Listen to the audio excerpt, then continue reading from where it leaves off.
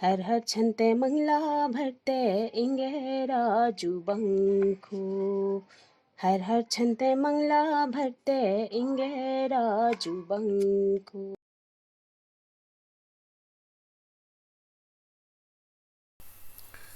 नमस्ते दोस्तों।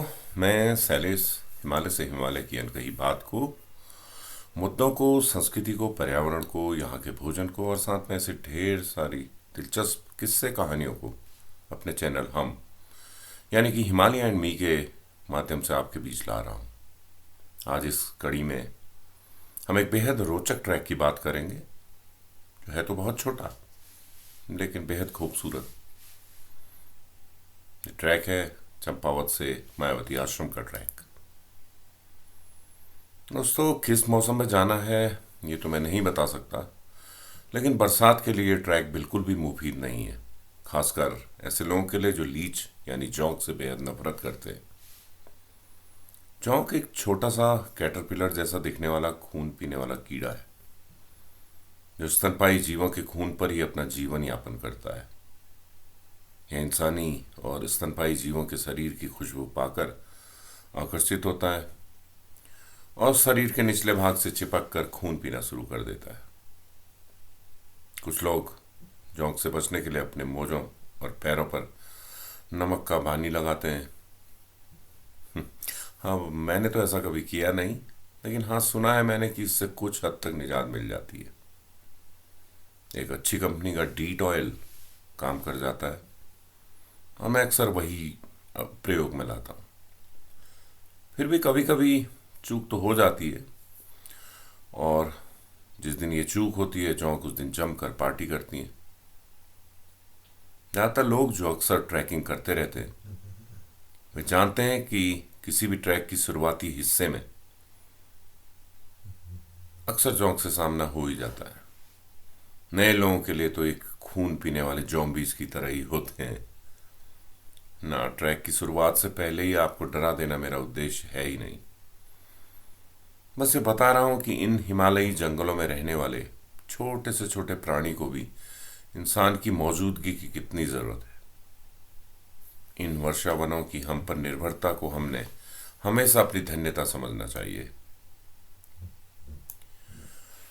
चंपावत के चूराखर के पास ही में है एक एडी बाबा का मंदिर, जहां तक आपको कोई भी 2 पहिया 4 पहिया ला सकता है।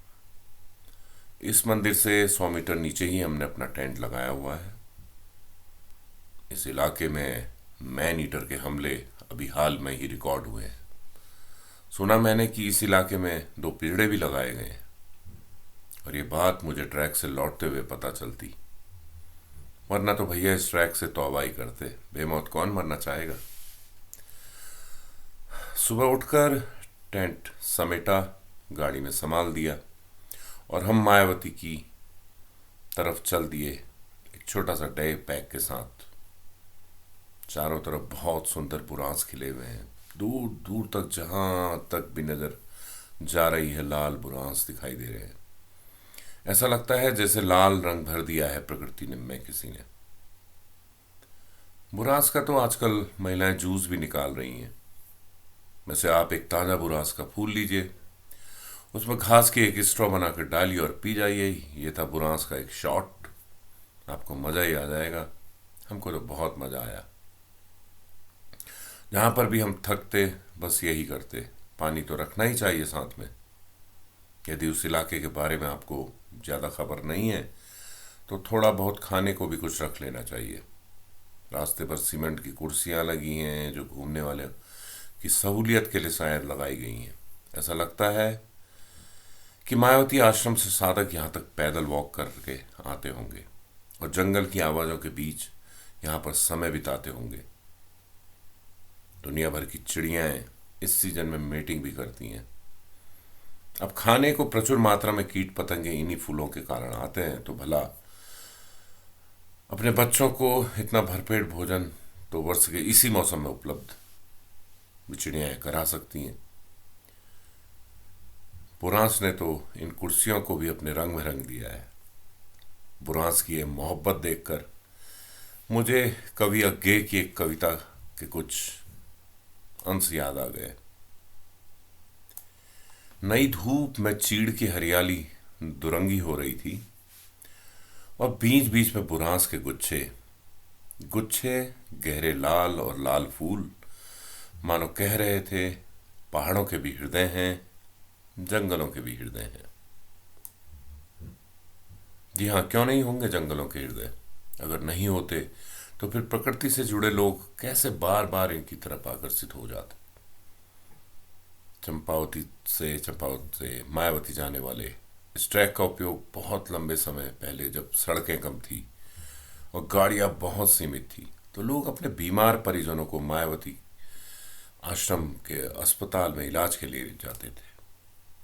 यहाँ पर मैं बताना भूल गया कि मायावती आश्रम में एक चैरिटेबल हॉस्पिटल भी है, जहाँ आज भी बीमार लोग आसपास के गांव से इलाज के लिए आते हैं। अब जब सड़कों का जाल फैल गया है, गाड़ियां भी आसानी से उपलब्ध हैं, तो लोग इन पैदल रास्तों का प्रयोग नाम मात्र को ही करते हैं। खैर, हम तो खुश हैं कि बहुत कम आवाजाही यहाँ होती है, इससे जंगल अधिक समय तक बचे रहेंगे। हमारा अस्तित्व इन्हीं जंगलों के अस्तित्व पर निर्भर करता है।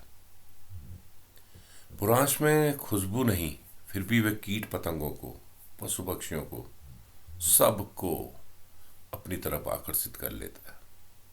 कहते हैं कि बुरांश में बहुत ज्यादा औषधीय गुण है, जो हमारे हृदय और फेफड़ों के लिए बहुत फायदेमंद है। 2020 के कोविड के बाद तो लोगों ने इसके जूस को खूब पिया और लाभ भी पाया। हिमालय के बेहद ठंडे और ऊंचाई वाले इलाकों में खिलता है बुरांस, इसलिए कहते हैं कि ये फेफड़ों को नया जीवन दे सकता है। कोविड संक्रमण के दौरान यदि इसका सेवन किया जाए तो इसके फाइटोकेमिकल्स बहुत प्रभावी तरीके से काम करते हैं। हिमाचल के आईआईटी मंडी के शोधकर्ताओं का तो ये भी दावा है कि वे बहुत जल्दी बुरांस से कोविड की दवाएं बना लेंगे। खैर, जब तक ये दवाएं बाजार में नहीं आ जाती, हम इस फूल की खूबसूरती से ही लाभ पा लेते हैं। सार जंगल में क्वे नहा, त्वज क्वे नहा, फूलन छह की बुरूस, जंगल जस जली जा। ये सुंदर पंक्तियां सुमित्रा नंदन पंत जी की हैं।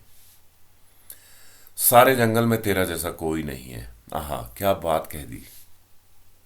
भारत, चीन, नेपाल, भूटान और पाकिस्तान जैसे हिमालयी देशों में तो ये प्रचुरता से उपलब्ध है, लेकिन थाईलैंड और श्रीलंका जैसे देशों में भी इस फूल का पाया जाना बेहद आश्चर्यचकित कर देता है। अब जब लगभग आधा रास्ता तय हो चुका है, तो इस रास्ते को तय करने के पश्चात एक बड़े से पेड़ की छांव के नीचे हम बैठ गए और अभी तक तय किए गए अपने ट्रैक के अनुभवों को आपस में साझा करने लगे। बड़े बड़े टूटे हुए पेड़ जो रास्तों के बीचों बीच गिरे थे, उसके नीचे से सरकने का अनुभव हम दोनों का एक सा था। कुछ जगहों पर पिछली बरसात के कारण बह गए रास्तों की वजह से भटकने का पूरा खतरा बना हुआ था। वैसे भी ऐसे जंगलों में हर मौसम में नज़ारा अलग होता है, इसलिए हर बार आप जाएंगे तो एक नया अनुभव आपको मिलेगा। यही बात तो रोमांच पैदा कर देती है। कुछ समय चलने के पश्चात सौरभ ने कहा कि वो देखो, हमको मायावती आश्रम दिखाई दे रहा है। और फिर क्या था, उमंग दुगनी हो गई, उत्साह दुगना हो गया। हम इस ढलान पर अब थोड़ा सा उत्साहित हो गए थे। 20 मिनट की ढलान ने हमको मायावती आश्रम पहुंचा दिया। मायावती आश्रम स्वामी विवेकानंद का एक ध्यान स्थल रहा है और बेहद शांत इस आश्रम को आप पिकनिक स्पॉट न समझे। ये बहुत से गंभीर साधकों का ध्यान स्थल है। आप बैठे यहाँ और उस ऊर्जा को महसूस कीजिए जो इसके चारों तरफ है। कुछ देर बैठने के पश्चात हम वापस अपने ठिकाने की तरफ चल दिए। अब वापसी की चढ़ाई तो पार करनी ही थी। 1 घंटे की चढ़ाई के बाद फिर तिरछा रास्ता। वो कहते हैं ना कि कोई भी उतार वाला रास्ता वापसी में चढ़ाई देता है, और कोई भी चढ़ाई वाले रास्ते का सुखद पहलू यह है कि वे लौटते समय बहुत ज़्यादा राहत देता है। लेकिन उच्च हिमालयी ट्रैक्स में ट्रैक्स के साथ तो आना जाना बस एक समान होता है। बहुत खूबसूरत ट्रैक है ये चंपावत के चूड़ाखर्क से मायावती का ये ट्रैक आपको जरूर जाना चाहिए। फरवरी से अप्रैल के बीच आप कभी भी जाइए, अपनी होलियों को इन बुरांस के लाल जंगलों के साथ मनाइए। मैं वादा करता हूं आप निराश नहीं होंगे। वैसे भी हिमालय सबको कुछ न कुछ देता ही है।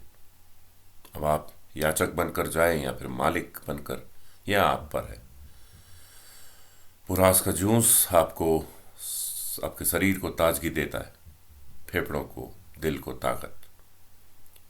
बुरास के कुछ ताजे फूल लीजिए, उनको एक बर्तन में 10 से 15 मिनट उबाल लीजिए।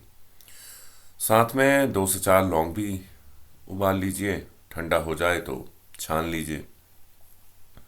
छान कर किसी भी कांच के साफ बर्तन में ढक्कन लगाकर फ्रिज में रख दीजिए। जब इच्छा हो कूलर पीने की, शरबत पीने की, तो स्वाद के मुताबिक चीनी, नींबू, गुड़, शहद डालकर पी लीजिए। यदि ताजे फूल ना हो तो फिक्र की कोई बात नहीं, आप जंगल से सूखे हुए फूल ही बटोर लीजिए। घर पर उनको साफ करके सुखा लीजिए और जब सूख जाएं तो कांच के बर्तन में रख लीजिए। जब भी इच्छा हो गर्म पानी में 1 चम्मच डालकर थोड़ी देर इन्फ्यूज होने दीजिए। छानकर शहद मिलाकर गर्म बुरांस की चाय का मजा लीजिए। तो इसी के साथ मैं शैलेश हिमालय एंड मी से आप सभी का शुक्रगुजार हूं। मिलते हैं अगले अंक में हिमालय की नई ताजगी के साथ। तब तक ढेर सारा प्यार।